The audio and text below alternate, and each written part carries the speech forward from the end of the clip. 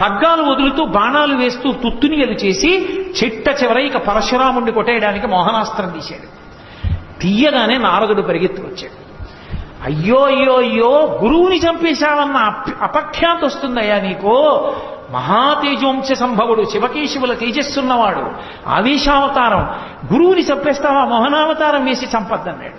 అప్పుడు ఆ 7 బ్రాహ్మణ రూపంలో ఉన్నవాళ్ళు కూడా వచ్చి ఆగమని గంగమ్మ వచ్చి పరశురాముడి దగ్గరికి వెళ్ళి, అయ్యా మా వాడి దగ్గర మోహనాస్త్రం ఉంది, వసువులు ఇచ్చారు, అది ప్రయోగించి ఉంటే మీరు పడిపోయి ఉండేవారు.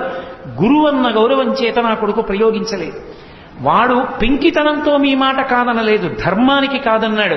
గురువైన మీరే వాడిని నిగ్రహిస్తే వాడికి దిక్కెక్కడ ఉంటుంది? కాబట్టి మీ శిష్యుణ్ణి ఆశీర్వదించండి అంది. గంగమ్మ మధ్యవర్తిత్వానికి పరశురాముడు రథం దగ్గరికి వచ్చి భీష్మాచార్యుల వారిని దింపి కౌగలించుకుని, నాయనా ఎంత ధర్మానికి నిలబడ్డావురా, నువ్వు మోహనాస్త్రం ఉంది కాబట్టి నేను పడిపోదును, కాబట్టి నీ చేతిలో ఓడిపోయానని పుత్రాదిచ్చేత్ పరాజయం, నా శిష్యుడితో చేతిలో ఓడిపోయిన సత్కారాన్ని పొందాను నేను.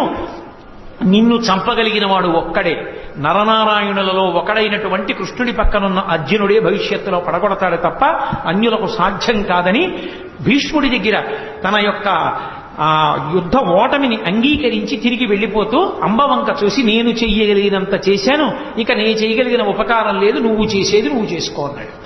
ఈ జన్మలో సాధించలేని దాన్ని వచ్చే జన్మలో సాధిస్తానండి.